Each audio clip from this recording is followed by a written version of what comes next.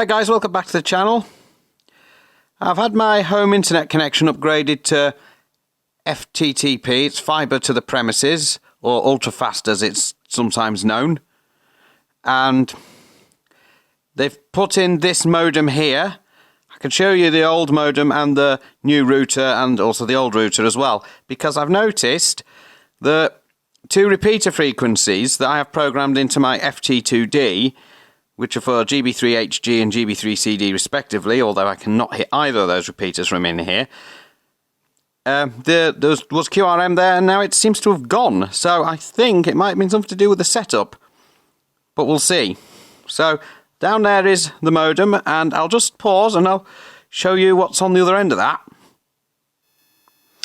So on the other end of that is a PlusNet Hub 2. I'd rather have not used that because I much prefer my TP-Link Archer C7 AC1750 that runs OpenWRT, but it didn't have the grunt to deal with the gigabit speed because I've got the full speed. As the guy who installed it said, I've gone big.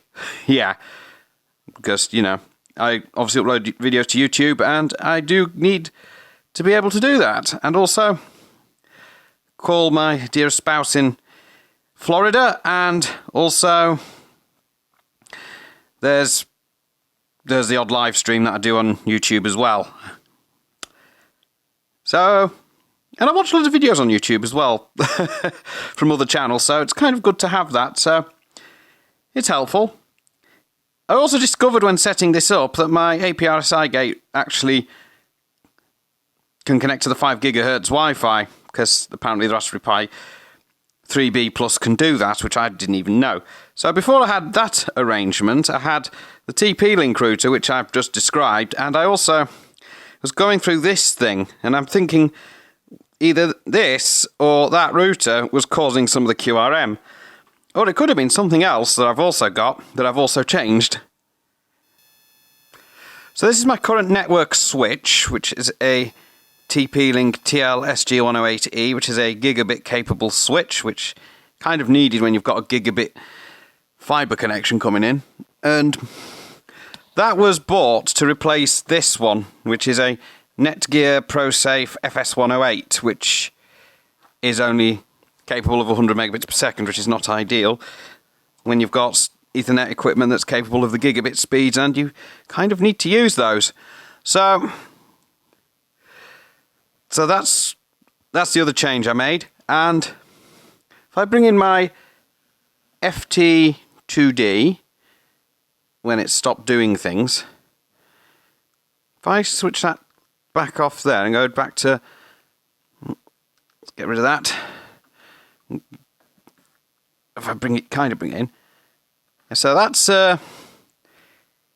HG's frequency, GB3HG's frequency. It's not in focus actually. I'm going to still focused on the switch. I'm going to have to focus on there.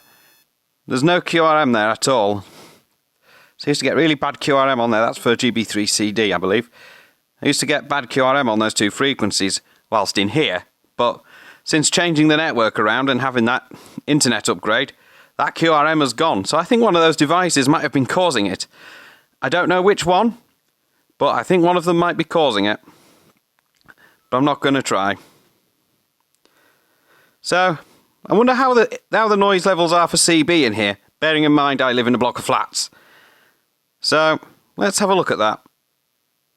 Okay, so I've got the Intec H520 Plus here. I'll just see if I can... No, the auto squelch isn't going to work on that. Aircast, turn it manually up to the maximum. So, it's about the noise level I'm getting in here. Let's move it up a bit. Carefully, otherwise I'll lose the microphone. It's coming in at about... flicks between S3 and S5 sometimes. Let's bring the squelch back down, because sometimes it's actually going to show something there. Yeah, so it's not really much changing here with me changing the network over. So, you know what, I will actually find out what's causing the QRM on the 2.2 meter frequencies. If you just bear with me one moment. Okay, so I've got the old router here. I'm just going to... It's plugged in, so I'm going to power it up and see if that was the cause of the QRM. We're on GB3HG's frequency up there, so power that up. Just bear with me 2 seconds. I'm just going to pause the video and resume on that. and would appear not. That's going through the boot cycle now. I'm going to shut it off before it completes its boot cycle, but I'm not getting anything on there. So that tells me that it is not the TP-Link Archer C7AC1750. Yeah. So,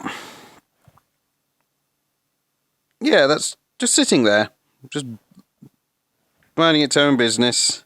There we go, it's done its boot cycle. Hasn't put up the Wi-Fi yet, but that's fine. It's done enough for me. Switch it back off. That was nothing there. So, I'm going to unplug that, and I'm going to try the next test object. So the next item for test is the Netgear switch. I've got a DMR on behind me. So we're still on the same frequency. Let's see what happens. Okay, so now the ProSafe switch is all connected up, ready to go. Now, I've got to switch it on, because it does actually have a switch on the power lead. Let's see what happens. Okay.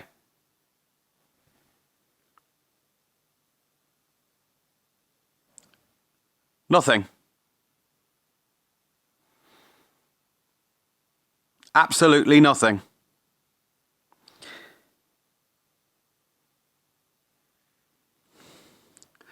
So, that's interesting.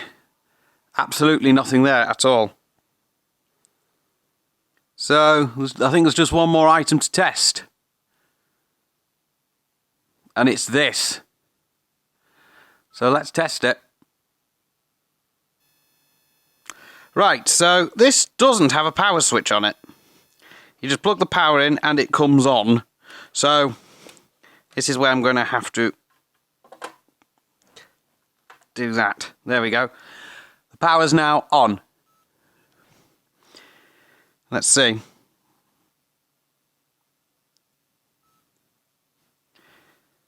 Actually, the power's just gone straight back off again.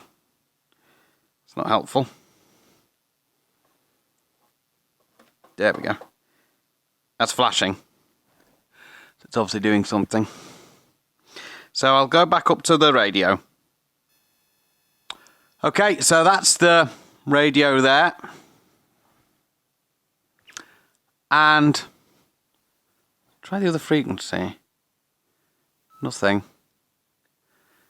Okay, I've just got to wait for that to come out of that. So, at the moment it's not doing anything, it's just sat there with the power on.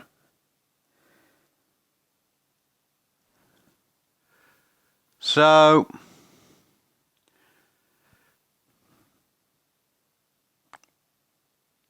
I think it might have been the DSL itself, which is a bit odd. Can't see why VDSL would have been causing that kind of interference, but I've tried all three of the devices I've removed, and not one of them is causing the interference I'm expecting. Let's bring the radio closer, let's try that. And nothing. So, I don't know. None of these devices have been causing the QRM to come back.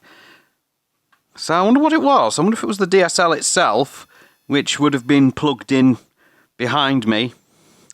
Actually, no, it wouldn't be behind me, behind the DVD cabinet, rather. Or I don't know. I never did quite figure it out, but something was causing QRM on those frequencies, but it's since gone. So it's obviously something I've changed. So, yeah, it happens. And this equipment's all now redundant anyway, and it's probably going to be put into storage. So, it remains a mystery, but it must have been something to do with the VDSL. Now I don't have the VDSL anymore. I think I've got a nice clean thing coming in, unless FTTP has its own noise problems, which I don't believe it does. It's going to unplug that now, because it doesn't need to be plugged in. So, yeah, that mystery remains, but this equipment's not going back into service. So, This is Paul, Mike 0, Whiskey November uniform, or 26 Charlie Tango 730 if you catch me on 11 metres, and PMR 446, or just the red squirrel on the old CB if you like. I've still yet to put the Thunderpole T3000 on the bench to have a proper look at it, find out why it's misbehaving. But it seems to be behaving itself at the moment, but I think I might have an issue with the antenna connection as well, so I'm going to have to look into that too. So, but obviously there's the LED out as well, so I'm going to try and have a look at that at some point when I'm not as busy as I'm going to be for the next few days. So, 7.3 for now, and I'll catch you in the next one.